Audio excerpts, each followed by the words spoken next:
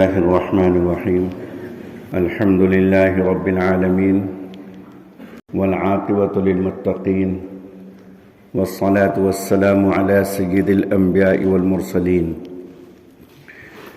وعلى آله وأصحابه وذرياته أجمعين أما بعد فأعوذ بالله من الشيطان الرجيم بسم الله الرحمن الرحيم إذا جاء نصر الله والفتح ورأيت الناس يدخلون في دين الله أفواجا فسبح بحمد ربك واستغفره إنه كان توابا صدق الله العلي العظيم وقال رسول الله صلى الله عليه وسلم اليوم يوم المرحمة اليوم يعز الله قريشا او كما قال سيدنا محمد صلی اللہ علیہ وسلم۔ عزیز طلبہ، معزز سامعین، رسول کریم صلی اللہ علیہ وسلم کی زندگی، ان کی سیرت اور ان کے پاکیزہ احوال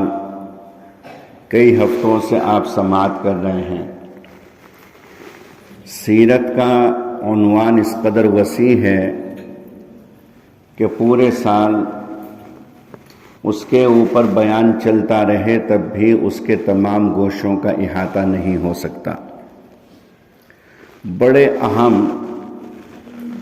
اور بہت ہی زیادہ دلچسپ واقعات اور قصص ہیں کہ جن سب کا احاطہ آدمی اپنے بیان میں نہیں کر سکتا۔ لاکھوں کتابیں لکھی گئیں، مختلف زبانوں میں ان کے ترجمے ہوئے، لیکن اس کے باوجود بڑی بڑی کتابیں لکھے جانے کے باوجود کوئی اس بات کا دعوے دار نہیں ہے کہ اس نے سیرت کا حق ادا کر دیا ہو۔ اخیر میں پھر وہ یہی کہنے پر مجبور ہوتا ہے کہ اللہ،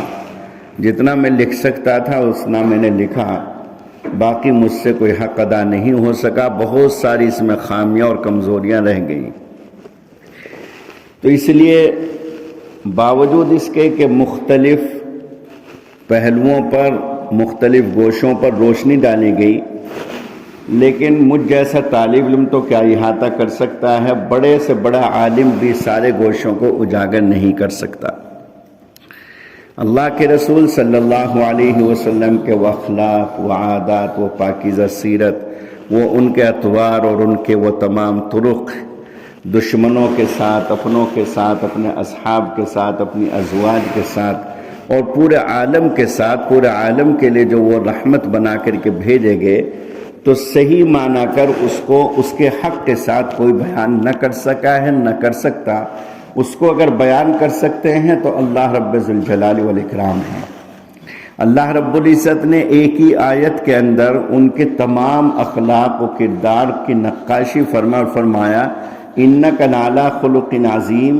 کہ جتنے بڑے بڑے اخلاق و کردار ہیں وہ سارے کے سارے آپ کے پیروں کے نیچے ہیں۔ آپ ان تمام اخلاق کے اوپر کھڑے ہوئے ہیں۔ لَعَلَىٰ خُلُقٍ عَظِيمٍ ہمارے طلبہ سمجھتے ہیں کہ اعلیٰ کے معنی اوپر کے آتے ہیں۔ مثال کے طور سے اگر کہیں گے اِنَّنِي عَلَىٰ فوقِ الْمَسْجِدِ یا عَلَى الْمَسْجِدِ، کہ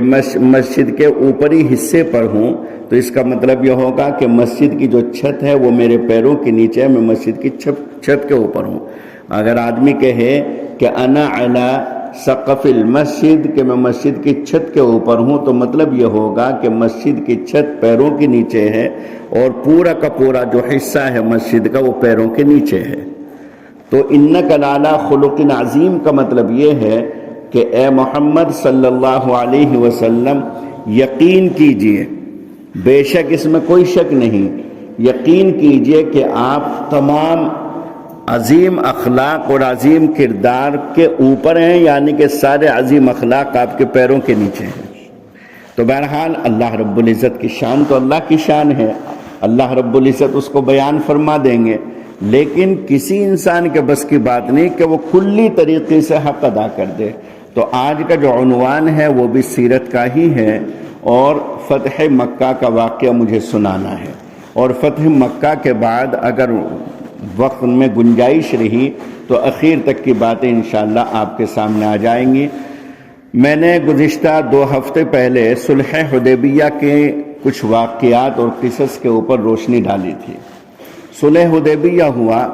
رسول کریم صلی اللہ علیہ وسلم کو موقع ملا بڑے بڑے بادشاہوں کے پاس خطوط بھیجنے کا اور ان کو دعوت اسلام پیش کرنے کا۔ تفصیل کے ساتھ وہ خطوط بھی اور ان میں جو مضامین لکھے گئے تھے اور جن جن بادشاہوں کے پاس وہ خط روانہ کیے گئے تھے وہ تفصیل کے ساتھ سیرت کی کتابوں میں لکھے ہوئے ہیں۔ اسی دوران رسول کریم صلی اللہ علیہ وسلم کے ساتھ میں ایک قبیلہ تھا مکۃ المکرمہ میں جس کا نام تھا قبیلہ بنو خزاعہ، اور ایک قبیلہ تھا قبیلہ بنو بکر۔ تو قبیلہ بنو بکر نے قریش کے ساتھ رہنا پسند کیا اور قبیلہ بنو خزاعہ نے رسول اللہ اور مسلمانوں کے ساتھ رہنا پسند کیا۔ اس کو شریعت کی زبان میں حلیف کہتے ہیں۔ حلیف، حلف یعنی کہ قسم کھانے والا، معاہدہ کرنے والا کہ ہم آپ کے ساتھ ہیں، اگر آپ کے اوپر حملہ ہوگا تو ہمارے اوپر حملہ ہوگا، اور اگر آپ کسی کے ساتھ لڑائی کریں گے تو ہم بھی آپ کا ساتھ دیں گے، اس کو حلیف کہتے ہیں۔ تو قریش کے جو حلیف تھے بنو بکر تھے، تفصیل کے ساتھ واقعہ لکھا ہوا ہے، مجھے تو صرف یہ بتانا ہے کہ قریش نے تعاون کیا، پیچھے سے مدد کی، اور قبیلہ بنو بکر کے لوگوں نے قبیلہ بنو خزاعہ کے اوپر حملہ کر دیا، اور انہوں نے اپنی جان بچانے کے لیے لوگوں کے گھروں میں پناہ لی، ان کو گھروں سے نکالا گیا، وہاں مارا گیا۔ پھر بعض لوگ حرم میں داخل ہوئے، مکۃ المکرمہ خانہ کعبۃ اللہ میں داخل ہوئے، تو خانہ کعبہ میں داخل ہوئے لیکن وہاں بھی انہوں نے نہیں چھوڑا، وہاں بھی ان کو قتل کر دیا۔ یہ لوگ اللہ کے رسول کے پاس حاضر ہوئے اور پورا قصہ رسول اللہ صلی اللہ علیہ وسلم کے سامنے بیان کیا۔ اللہ کے رسول صلی اللہ علیہ وسلم نے سمجھ لیا کہ قریش نے معاہدہ توڑ دیا ہے، اہل مکہ نے بدعہدی کی ہے۔ جب انہوں نے یہ بدعہدی کی تو اللہ کے رسول نے اپنے اصحاب کو تیاری کا حکم دیا اور فرمایا کہ خاموشی کے ساتھ تیاری کی جائے۔ خاموشی کے ساتھ تیاری ہوئی، اور اس کے بعد اللہ کے رسول، رمضان شریف کا موقع تھا، رمضان شریف میں اپنے صحابہ کرام کو لے کر کے مکۃ المکرمہ کی جانب روانہ ہوئے۔ ایک جگہ ہے مر الزہران کے نام سے، وہاں جا کر کے اللہ کے رسول صلی اللہ علیہ وسلم اور ان کے صحابہ نے پڑاؤ ڈالا اور فرمایا تمام اپنے صحابہ کرام کو کہ اپنے اپنے خیموں کے سامنے آگ روشن کی جائے۔ جب وہاں آگ روشن ہوئی تو دور تک آگ ہی آگ نظر آ رہی تھی، تو مکے والے مرعوب ہو گئے، سمجھا کہ یہ کیا ہے۔ تو ابو سفیان رضی اللہ تعالیٰ عنہ جبھی تک مسلمان نہیں ہوئے تھے، اور ان کے ساتھ 2-3 ساتھی اور، یہ سارے کے سارے جاسوسی کرنے کے لیے اتفاقی طور سے یہاں مقام مر الزہران پر پہنچے۔ یہاں پہنچے تو اتفاقی طور سے ابو سفیان کو حضرات صحابہ کرام نے پہچان لیا، جو ذرا پہرے داری کر رہے تھے اور پورے لشکر کی حفاظت کے اوپر وہ مامور تھے کہ چاروں طرف گشت کرتے رہیں تاکہ اچانک کوئی حملہ نہ کر سکے۔ اب اللہ کے رسول کے ان فوجیوں نے، ان سپاہیوں اور پہرے داروں نے ابو سفیان کو پکڑ لیا۔ اب جب ابو سفیان کو پکڑا اور اس کو پکڑ کر کے لے جانے لگے، ابھی گفتگو چل ہی رہی تھی کہ حضرت عباس رضی اللہ تعالیٰ عنہ ان کا دوستانہ تھا۔ ابو سفیان کے ساتھ میں حضرت عباس رضی اللہ تعالیٰ عنہ کا دوستانہ تھا، دور جاہلیت میں۔ انہوں نے دیکھا کہ یہ تو ابو سفیان ہے، تو قریب آئے اور ابو سفیان نے کہا کہ عباس مجھے اپنی پناہ میں لے لو، چونکہ نظر آ رہا ہے کہ اب تجھے قتل کیا جائے گا۔ جتنے مظالم کیے تھے مسلمانوں کے ساتھ اور جتنا نقصان پہنچایا تھا مسلمانوں کو، وہ سب اس کے اوپر ظاہر ہو رہا تھا، تو اس لیے سمجھ گئے کہ اب میری جان نہیں بچے گی، کہنے کہ اپنی پناہ میں مجھے لے لو۔ ابھی حضرت عباس رضی اللہ تعالیٰ عنہ گفتگو فرما ہی رہے تھے کہ ادھر سے عمر آ نکلے۔ اب حضرت عمر رضی اللہ تعالیٰ عنہ نے فرمایا کہ اللہ کا شکر ہے، اللہ کا احسان ہے کہ بغیر کسی امن کے اللہ نے ہمیں تیرے اوپر غلبہ عطا کیا، اب ہم تمہیں قتل کریں گے۔ اب حضرت عمر نے کہا اور تلوار کھینچی، ادھر انہوں نے حضرت عباس نے کیا کہ جلدی سے میرے خچر پر سوار ہو جاؤ۔ وہ خچر پر تھے، خچر یہ اتفاقی طور سے گھوڑا اور گدھا ان دونوں کے بیچ کی ایک سواری ہے، بڑا طاقتور ہوتا ہے۔ تو خچر پر سوار کیا اور لے کر کے تیزی کے ساتھ رسول اللہ صلی اللہ علیہ وسلم کا خیمہ جہاں نصب تھا، لگا ہوا تھا، وہاں تیزی کے ساتھ اس خیمے کی طرف دوڑ پڑے۔ پیچھے پیچھے حضرت عمر رضی اللہ تعالیٰ عنہ ننگی تلوار ہاتھ میں ہے۔ اب حضرت عمر تو ہیں پیدل، حضرت عباس حضرت سفیان کو لے کر ابو سفیان کو لے کر وہ خچر پر ہے، تو تیزی کے ساتھ خچر دوڑا دیا، وہ پیچھے پیچھے دوڑ رہے ہیں یہاں تک کہ رسول اللہ کے خیمے پر آ گئے۔ اب اللہ کے رسول صلی اللہ علیہ وسلم سے حضرت عباس تو یہ کہتے ہیں یا رسول اللہ میں نے ابو سفیان کو امان دے دیا، میں نے ان کو اپنی پناہ میں لے لیا۔ حضرت عمر رضی اللہ تعالیٰ عنہ کہتے ہیں نہیں یا رسول اللہ میں اس اللہ اور اس کے رسول کے دشمن کو قتل کروں گا۔ اب کبھی کبھی ایسے مزاج میں تیزی بھی آ جایا کرتی تھی۔ ادھر حضرت ابو سفیان حضرت عباس منع کر رہے ہیں اور حضرت عمر قتل کے در پہ ہیں، تو غصے میں حضرت عباس نے ایک بات کہہ دی۔ حضرت عباس نے غصے میں حضرت عمر کو کہا کہ اے عمر، اگر یہ ابو سفیان ہمارے خاندان قبیلہ بنو عبد مناف سے نہ ہوتا، یہ قبیلہ بنو عدی سے ہوتا، یعنی کہ جو حضرت عمر کا قبیلہ تھا، اگر یہ بنو عدی سے ہوتا تو تم اتنا اصرار نہ کرتے اس کے قتل پر، لیکن چونکہ عبد مناف میں سے ہے اس لیے اتنا اصرار کر رہے ہو۔ حضرت عباس رضی اللہ تعالیٰ عنہ نے جب یہ بات کی تو حضرت عمر نے فرمایا کہ عباس اللہ گواہ ہے، اللہ کی قسم تیرے ایمان اور اسلام لانے سے جتنی مجھے خوشی ہوئی، مسرت ہوئی، اتنی خوشی مجھے اپنے باپ خطاب کے ایمان لانے پر نہ ہوتی، اور وجہ اس کی یہ ہے کہ تیرے ایمان لانے سے میرے محبوب صلی اللہ علیہ وسلم خوش ہوئے ہیں، ان کی خوشی کی وجہ سے میں تیرے ایمان لانے پر اپنے باپ خطاب کے ایمان لانے سے بھی زیادہ خوش ہوں، اور اللہ اور اس کا رسول خوب جانتا ہے کہ میں کس وجہ اس کو قتل کرنے کے در پہ ہوں۔ یہ کہہ کر کے معاملے کو ختم کر دیا۔ اللہ کے رسول خاموش ہیں، دونوں کی بحث چل رہی ہے، اللہ کے رسول خاموش ہیں۔ اخیر میں اللہ کے رسول نے فرمایا کہ عباس تم ان کو فی الحال اپنے خیمے میں لے کر کے جاؤ اور صبح میرے پاس لے کر کے آنا۔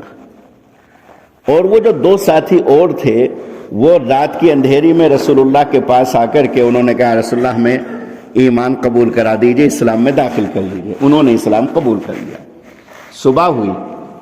حضرت ابو سفیان کو لایا گیا تو اللہ کے رسول نے فرمایا کہ ابو سفیان کیا وقت نہیں آیا کہ آپ اللہ کی وحدانیت، اللہ کی توحید کا اقرار کریں؟ حضرت ابو سفیان نے کہا اشہد ان لا الہ الا اللہ۔ تو اللہ کے رسول نے فرمایا کیا یہ وقت نہیں آیا کہ آپ مجھے اللہ کے رسول تسلیم کریں؟ اور کہنے لگے کہ یا رسول اللہ میں واقعتاً آپ کو بہت زیادہ صلہ رحم، انتہائی کریم، انتہائی شریف، انتہائی حلیم بردبار میں دیکھتا ہوں، لیکن میرے دل میں ذرا سا تردد ہے تمہارے بارے میں کہ تم اللہ کے نبی ہو یا نہیں۔ اب بھی تردد تھا۔ حضرت عباس نے ذرا کچھ ان سے کہا اور اس کے بعد انہوں نے وہی پھر سچے دل سے ایمان قبول کر لیا۔ حضرت عباس نے کہا کہ یا رسول اللہ ابو سفیان چونکہ اپنی قوم کے سردار ہیں، مکے کے سرداروں میں ان کا شمار ہوتا ہے، اس لیے کوئی ایسا کام ان کے لیے آپ کر دیجئے جس سے کہ ان کا ذرا عزت اور فخر، ان کا عزت میں اضافہ ہو اور ذرا فخریہ کام ہو۔ اللہ کے رسول صلی اللہ علیہ وسلم نے فرمایا من دخل دار ابی سفیان فہو آمن، کہ اگر کوئی آدمی ابو سفیان کے گھر میں داخل ہو جائے تو اس کو امن ہے۔ ابو سفیان ذہین تھے، کہنے لگے یا رسول اللہ میرا گھر تو چھوٹا سا ہے، میرے گھر میں پورے مکے والے تو آ نہیں سکتے، اس لیے ذرا تھوڑا اور وسعت دے دیجئے۔ اللہ کے رسول نے فرمایا جو حرم میں داخل ہو جائے اس کو بھی امن ہے۔ کہنے لگے یا رسول اللہ مکے کی بستی اتنی بڑی ہے کہ سب کے سب لوگ حرم میں بھی نہیں سما سکتے۔ تو اللہ کے رسول نے تیسری مرتبہ فرمایا کہ جو آدمی اپنے گھر کا دروازہ بند کر لے اس کو بھی امن ہے۔ اندازہ کیجئے، جو آدمی اپنے گھر کا دروازہ بند کر لے اس کو بھی امن ہے۔ چنانچہ اب یہ تو آسان ہو گیا۔ اب حضرت ابو سفیان ایمان قبول کر کے مکے میں داخل ہوئے اور مکے والوں کو کہا کہ محمد صلی اللہ علیہ وسلم ایک بڑا لشکر لے کر کے اور مکے میں داخل ہونے والے ہیں، لہذا اگر تم اپنی جان کی حفاظت چاہتے ہو تو اپنے گھر کے دروازوں کو بند کر لو، یہ کہ حرم میں داخل ہو جاؤ۔ چنانچہ یہی ہوا کہ جب صبح ہوئی رسول اللہ صلی اللہ علیہ وسلم صبح صادق کے بعد میں نماز وہیں پڑھی، اور نماز فجر کے بعد اشراق کے بعد اللہ کے رسول مکۃ المکرمہ میں داخل ہوئے۔ کس طریقے سے بے بسی کے عالم میں ان کو نکالا گیا تھا، بے بسی کا عالم ہے، کوئی پرسان حال نہیں، ظلم و زیادتی اس قدر کی گئی کہ اللہ کے رسول مجبور ہو کر کے رات کی تاریکیوں میں، رات کی اندھیریوں میں مکہ چھوڑ رہے ہیں۔ اور میں نے آپ کو سنایا تھا کہ ایک اونچے ٹیلے پہ کھڑے ہو کر کے یوں فرمایا تھا کہ اے مکے کی سرزمین، اللہ کی قسم پوری دنیا میں تو مجھے سب سے زیادہ عزیز ہے، لیکن میں کیا کروں، تیرے باشندے مجھے یہاں رہنے نہیں دیتے۔ تو جس شخصیت اور جس ذات کو ایسے ظالمانہ طریقے سے مکے والوں نے نکلنے پر مجبور کیا تھا، آج وہ داخل ہو رہے ہیں فاتحانہ انداز میں۔ لیکن فاتحانہ انداز کی شان یہ ہے کہ حضرت انس بن مالک کی روایت ہے، عبداللہ بن مسعود کی روایت ہے، مختلف صحابہ کرام بیان کرتے ہیں کہ جب داخل ہو رہے ہیں مکۃ المکرمہ میں تو اس قدر گردن جھکی ہوئی ہے کہ رسول اللہ کی جو ٹھوڑی ہے، جو داڑھی ہے، وہ جس اونٹنی پر سوار تھے، قصوہ اونٹنی پر، اس اونٹنی کے کجاوے پر بار بار وہ ٹھوڑی لگ رہی، یعنی کہ آنکھیں بھی جھکی ہوئی ہیں، گردن بھی جھکی ہوئی ہے۔ ایک شاہانہ جو انداز ہوتا ہے، ایک فاتحانہ جو انداز ہوتا ہے، وہ انداز نہیں تھا رسول پاک صلی اللہ علیہ وسلم کا۔ انتہائی متواضعانہ انداز میں، انتہائی خشوع اور خضوع کے ساتھ، اور ان کی زبان مبارک پر یہی صورت تھی، اذا جاء نصر اللہ والفتح انا فتحنا لک فتحا مبینا، سورۃ الفتح۔ اور اسی طریقے سے سورہ اذا جاء نصر اللہ، اللہ کے رسول صلی اللہ علیہ وسلم تلاوت فرما رہے ہیں۔ اور کچھ آدمیوں کی فہرست، تقریباً وہ 16-17 آدمی تھے، صحابہ کرام کے حوالے کر دیا اللہ کے رسول نے کہ یہ کہیں بھی ملے، ملعونین اینما ثقفوا اخذوا وقتلوا تقتیلا، سنت اللہ فی الذین خلوا من قبل ولن تجد لسنت اللہ تبدیلا، یہ ملعون ہیں، مردود ہیں، جہاں بھی پائے جائیں وہیں ان کو پکڑا جائے، قتل کر دیا جائے۔ تو 16-17 لوگ تھے، ان میں ابو جہل کے بیٹے کا نام بھی تھا اکرمہ، اور اسی طریقے سے دوسرے بعض لوگ تھے، لیکن بعض نے آ کر کے اس میں حضرت عبداللہ ابن سعد بھی تھے، ابن سرح جو کاتب وحی تھے، اور بھی مختلف حضرات تھے، کہ بعض نے آ کر کے اللہ کے رسول صلی اللہ علیہ وسلم سے امن چاہی اور اسلام قبول کیا، یا رسول اللہ ہمیں معاف فرما دیجئے اور ہمارے اسلام کو قبول کر لیجئے۔ ان کی شان دیکھیے کہ کیا انداز تھا ان کا، کہ باوجود اس کے متعین کر دیا، مقرر کر دیا کہ یہ جہاں بھی ملے ان کو قتل کر دیا جائے، لیکن اس کے باوجود جب انہوں نے آ کر کے معذرت کی، معافی مانگی، تو اللہ کے رسول صلی اللہ علیہ وسلم نے درگزر کر دیا۔ حضرت حمزہ رضی اللہ تعالیٰ عنہ کو شہید کرنے والا وہ حبشی غلام بھی موجود تھا، ہندہ بھی تھی جس نے کلیجہ چبایا تھا، ایمان قبول کرنے والی نقاب ڈال کر کے آئی تھی، شرم اور ندامت کی وجہ سے کہ کس طریقے سے اس کھلے چہرے کے ساتھ رسول اللہ کی خدمت میں حاضر ہوں۔ بڑے بڑے مجرم آئے اللہ کے رسول صلی اللہ علیہ وسلم کی خدمت میں، لیکن اللہ کے رسول نے معافی کا عام اعلان کر دیا۔ جب یہ فوج داخل ہو رہی تھی تو حضرت سعد بن عبادہ رضی اللہ تعالیٰ عنہ ایک صحابی انصار میں سے، انصار صحابہ کا جھنڈا ان کے ہاتھ میں تھا، تو انہوں نے یوں کہنا شروع کر دیا، الیوم یوم الملحمہ، آج قتال کا دن ہے، آج قتال کا دن ہے، آج کسی کو بخشا نہیں جائے گا، الیوم یوم الملحمہ الیوم تستحل الکعبہ، آج قتال کا دن، آج کسی کو نہیں بخشا جائے گا، آج کعبے کے اندر خون بہانا حلال ہو جائے گا۔ اب اس کی شکایت بعض قریش نے آ کر کے رسول اللہ سے کی، یا رسول اللہ کیا آپ اپنی قوم کو ہی قتل کریں گے؟ کیا اپنے ہم وطنوں کو آپ قتل کر دیں گے؟ اللہ کے رسول نے پوچھا کہ کیوں، کون کہتا ہے؟ کہ سعد بن عبادہ کہہ رہے ہیں یوم یوم الملحمہ الیوم تستحل الکعبہ۔ اللہ کے رسول نے فرمایا الیوم یوم المرحمہ، آج قتل کرنے کا دن نہیں ہے، آج رحم کرنے کا دن ہے، آج معاف کرنے کا دن ہے۔ اور فرمایا الیوم یعز اللہ قریشا، اللہ رب العزت آج قریش کو عزت بخشیں گے، اللہ رب العزت آج قریش کو ذلیل نہیں کریں گے بلکہ قریش کو اللہ تعالیٰ آج عزت بخشیں گے۔ اور اللہ کے رسول نے حضرت سعد سے جھنڈا لے کر کے ان کے بیٹے قیس کے ہاتھ میں دے دیا کہ جھنڈا تم سنبھالو، تم اس لائق نہیں ہو، میری اجازت کے بغیر تم نے جملہ کہا کیسے؟ اس لیے جھنڈا ان سے لیا، اور تاکہ ان کو زیادہ محسوس بھی نہ ہو، دیکھیے کیا انداز تھا، کیا تربیت تھی، کہ تاکہ محسوس بھی زیادہ نہ ہو، وہ جھنڈا لے کر کے انہی کے بیٹے حضرت قیس کے ہاتھ میں وہ جھنڈا دے دیا، اور وہ جھنڈا انصار کا لے کر کے داخل ہو رہے ہیں۔ حضرت خالد ابن ولید رضی اللہ تعالیٰ عنہ کو بلا فرمایا کہ کچھ اوباش قسم کے لڑکے ہیں جو نقصان پہنچانا چاہتے ہیں، اس لیے تم اس طرف سے داخل ہو۔ ایک مکۃ المکرمہ میں اوپر سے داخل ہونے کا ایک راستہ تھا جس کا نام ہے قدا، یعنی کہ کاف کے زبر کے ساتھ، اور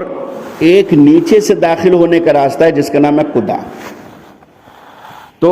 مقام قدا یعنی کہ اس حصے سے اللہ کے رسول داخل ہوئے جو اونچائی کا حصہ ہے، اور جو نیچے کی طرف کا حصہ حضرت خالد کو کچھ فوجیوں کو حوالے کیا اور کہا کہ تم اس حصے سے داخل ہو، وہاں کچھ قریش کے اوباش قسم کے لڑکے ہیں جو راستہ روکنا چاہتے ہیں، مسلمانوں کے ساتھ قتال کرنا چاہتے ہیں، اگر وہ تمہارا مقابلہ کریں تو تم ان کو گاجر مولی کی طرح کاٹ دینا، اگر مقابلے پر کوئی نہیں آتا تو ہرگز ان سے تعرض نہ کر، لیکن اگر مقابلے پر آئے تو ان کو نہیں چھوڑنا۔ چنانچہ آئے مقابلے پر، حضرت اکرمہ ان کی سربراہی کر رہے تھے اور ان کی قیادت کر رہے تھے۔ حضرت خالد ابن ولید رضی اللہ تعالیٰ عنہ کے ساتھ 2 آدمی شہید ہوئے، باقی سب محفوظ رہے، اور ان میں سے تقریباً 16-17 قتل کیے گئے۔ اب جب 16-17 قتل ہو گئے، اکرمہ نے دیکھا کہ اب جان نہیں بچے گی تو یہ بھاگے اور چلے گئے ساحل سمندر جدہ، اور وہاں جا کر کے کشتی میں بیٹھ بھی گئے اور یمن کی طرف روانہ ہو گئے۔ لیکن اللہ رب العزت جب کسی کو توفیق دے اور کسی کے اوپر اللہ مہربان ہو جائے تو اللہ کی شان ہے کہ ان کی بیوی مسلمان ہو گئی، اور مسلمان ہو کر کے اپنے شوہر کے لیے اللہ کے رسول سے امان کی درخواست کی، یا رسول اللہ آپ میرے شوہر اکرمہ کو امان دے دیجئے۔ اللہ کے رسول نے فرمایا ٹھیک ہے، ہم تمہیں تمہارے کہنے پر امان دیتے ہیں۔ اب یہ بیوی حضرت اکرمہ کو دیکھنے کے لیے پہنچی جدہ، اتفاقی طور سے وہ کشتی میں بیٹھ کر کے سوار بھی ہو گئے، لیکن جب اللہ رب العزت کسی کی حفاظت فرمانا چاہے، اتفاقی طور سے سمندر کے اندر ہواؤں کا طوفان آیا، اور ان ہواؤں کے تھپیڑوں نے اس کشتی کا رخ پھر ساحل سمندر کی طرف کر دیا، کنارے کی طرف اس کشتی کو دھکیل دیا۔ اب مجبور ہو گئے، جائیں تو جائیں کہاں؟ جب واپس کنارے پر آ گئے تو بیوی نے کہا کہ میں نے تمہارے لیے امان لے لی ہے اور تمہیں کسی قسم کا کوئی نقصان نہیں پہنچے گا، تم میرے ساتھ اللہ کے رسول کی خدمت میں چلو۔ چنانچہ ان کو لے کر کے چلی۔ ادھر اللہ کے رسول صلی اللہ علیہ وسلم نے صحابہ کرام سے فرمایا کہ دیکھو اکرمہ تمہارے پاس آ رہے ہیں، ابھی آئے نہیں، ابھی جدہ اور مکے کے بیچ میں ہیں۔ فرمایا کہ اکرمہ تمہارے پاس آ رہے ہیں، تم ان کے والد کے بارے میں کوئی بری بات نہ کہنا، اس لیے کہ کسی کا باپ کتنا بھی برا ہو، جب وہ بیٹا اپنے باپ کے بارے میں سنتا اس کے انتقال کے بعد تو اسے برا معلوم ہوتا ہے، اس لیے اس کو تکلیف ہوگی۔ اندازہ کیجئے کہ سب سے بڑا دشمن ابو جہل ہے، ابو جہل کا بیٹا ایمان قبول کر رہا ہے۔ اللہ کے رسول خود ہدایت فرما رہے ہیں صحابہ کرام کو کہ اس کا بیٹا ایمان قبول کرنے کے لیے ہمارے پاس آ رہا ہے، کوئی بھی ساتھی اس کے سامنے ابو جہل کا برائی سے ذکر نہ کرے۔ چنانچہ جب اکرمہ آئے تو بڑی شرمندگی اور ندامت کے ساتھ آنکھیں جھکی ہوئی ہیں، اللہ کے رسول صلی اللہ علیہ وسلم دیکھ کر کے مسکرائے،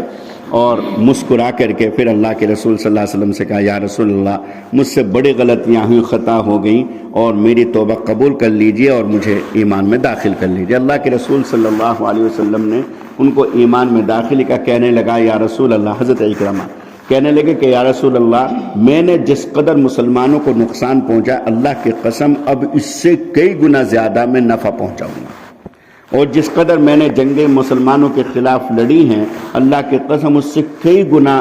زیادہ جنگیں میں مسلمانوں کی حمایت میں لڑوں گا، اللہ کے راستے میں جنگ کروں گا۔ چنانچہ وہی ہوا، اور پھر حضرت ابوبکر صدیق رضی اللہ تعالیٰ عنہ کے دور خلافت میں وہ شہید بھی ہو گئے ایک جنگ میں۔ تو بہرحال اللہ کے رسول صلی اللہ علیہ وسلم نے بڑے بڑے ظالموں کو ایسے موقع پر کہ جب ان کو مکمل اختیار تھا اور ایک ایک اشارے پر ان کی گردنیں اڑائی جا سکتی تھی، اللہ کے رسول نے معاف کیا اور حضرت بلال سے کہا کہ کعبے کی چھت پر چڑھو اور اذان پڑھو۔ یہ شرف صرف حضرت بلال کو حاصل ہے کہ کعبے کی چھت پر چڑھ کر کے حضرت بلال رضی اللہ تعالیٰ عنہ نے اذان پڑھی۔ کعبے کی چھت پر چڑھ کر کے حضرت بلال نے جب اذان پڑھی تو ان لوگوں نے کہ جنہوں نے رسیاں گلے میں ڈال کر کے حضرت بلال کو گھسیٹا تھا مکے کی گلیوں میں، وہ پہاڑوں کی چوٹیوں پہ چڑھ کر کے چاروں طرف اپنے مکان کے چھتوں سے حضرت بلال کو دیکھ رہے ہیں کہ یہ وہ غلام ہے کہ جس کو ہم نے مکے کی گلیوں میں گھسیٹا۔ آج اللہ رب العزت نے ایمان اور اسلام کے بدولت اس کو کیسا شرف اور اعزاز بخشا کہ کسی آزاد کو نہیں بلکہ غلام کو مکے کے کعبۃ اللہ کی چھت پر چڑھایا۔ اللہ کے رسول نے اور ان سے کہا کہ تم اذان پڑھو تاکہ پتہ چل جائے کہ اسلام غلاموں کو کیسے عزت دیتا ہے،